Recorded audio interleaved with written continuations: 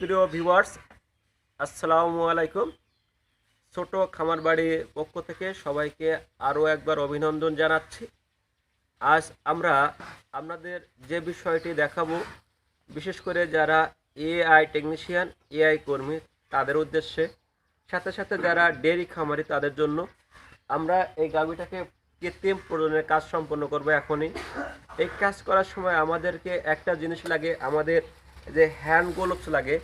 এই হ্যান্ড গ্লোভসটি ব্যবহার করার সময় আমরা সাধারণত সাবান ব্যবহার করি, কিন্তু এখন আমরা বুঝছেন আমার মাছটা দেখে যে এখন করোনা ভাইরাসের সময়, এই জন্য অনেক সময় আমাদের এগুলো অ্যাভেলেবল সার্ভিস হয়তো আমরা না পেতেও পারি। ক্রাইসিস অবস্থায় আমাদের কি করণীয়? এক্ষেত্রে আমরা সাধারণত জিনিসটা ব্যবহার করি, সাবান ব্যবহার করি, তারপরে শ্যাম্পু ব্যবহার করি। তবে দেখা যায় আমরা যেসব সাবানগুলো হচ্ছে সুবাস সুন্দর, আমরা আমাদের গায়ে মাখার জন্য ব্যবহার করি, সেই সাবানগুলো আমরা পারফেক্ট হয়। অনেক ক্ষেত্রে অনেক সময় ভুলবশত কিছু কিছু সাবান ব্যবহার করা হয়ে ওঠে যেগুলো খার জাতীয় সাবান, সেগুলো ব্যবহার করা হলে পাশায় যখন আমরা হাত দিই, ওই গাভীটা প্রজনন করার পর দেখা যায় কোদ দেয়।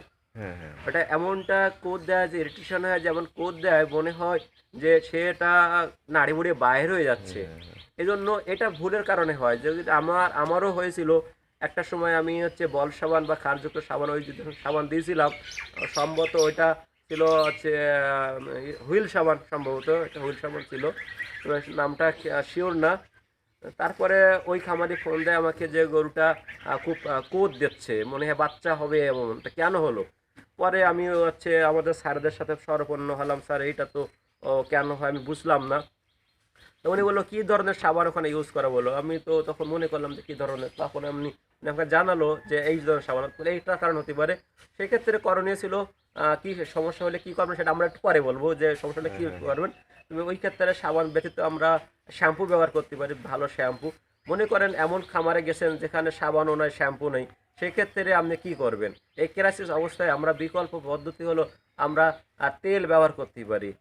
এখানে হলো সয়াবিন তেল, সরিষার তেল, নারকেল তেল, এই ধরনের তেল ব্যবহার করতে পারি।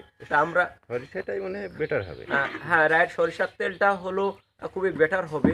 এখানে আমরা কাটা কত ঘা, এখানে সরিষার তেল ব্যবহার করি, আমরা মানুষের মাখার জন্য ব্যবহার করি। যাই হোক, তা আমরা এই গরুটাকে আজকে সরিষার তেল দিয়ে আমরা কৃত্রিম প্রজনন কাজটা সম্পন্ন করব। ঠিক আছে, আমরা এটা তেলটা কিভাবে দেই আসুন আমরা দেখি। আমাদের সাথে সাহায্য করছেন আমাদের মোহাম্মদ আব্দুর রহিম আঙ্কেল। আপনি আমাদেরকে একটু তেল দিয়ে দিন, কিভাবে আমরা তেল দিচ্ছি। ঠিক আছে, থ্যাংক ইউ। এখানে আমরা এভাবে তেল দিয়ে নিলাম। আপনি মনে রাখবেন যে আমরা বলছিলাম যে যদি সাবান বা হচ্ছে কোনো কিছু দেওয়ার পরে কোড দেয়, তো সেই জিনিসটা কী দিতে হবে সেটা আমরা আপনাকে জানাবো। কিন্তু তবে আগে আমরা এখানে ব্যবহার করলে আরও একটা সুবিধা হয়, যে এখানে যখন আমি পাচার ভিতরে হাত দেবো, যে গোবর পায়খানা, এটা কিন্তু এতে লাগবে না, এতে লাগবে না, খুব স্মুথলি দেওয়া যাবে। গরুর কোনো হচ্ছে পিছলি করো এটা হয় না। তবে অনেককেই কিন্তু আর গ্লিসারিন ব্যবহার করা যেতে পারে, আপনারা গ্লিসারিনও ব্যবহার করতে পারেন। তবে এইগুলো তো দামি জিনিস, যাতে আমাদের তো পরিমাণ কান্ট্রি।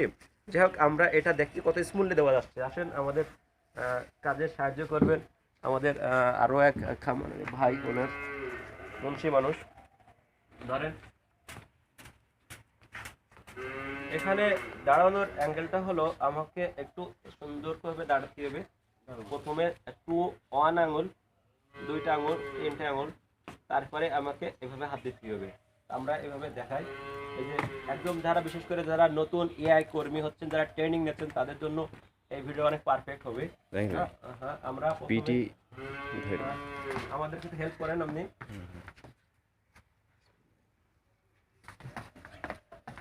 আস্তে আস্তে আস্তে এই যে 2টা আঙুল দিলাম, তারপরে 3টা, তারপরে আমরা এই যে 4টে আঙুল দিলাম। রহিম স্যার, ওটা আনো তুমি। এই দেখো খুব সুন্দর হাত চলে গেছে।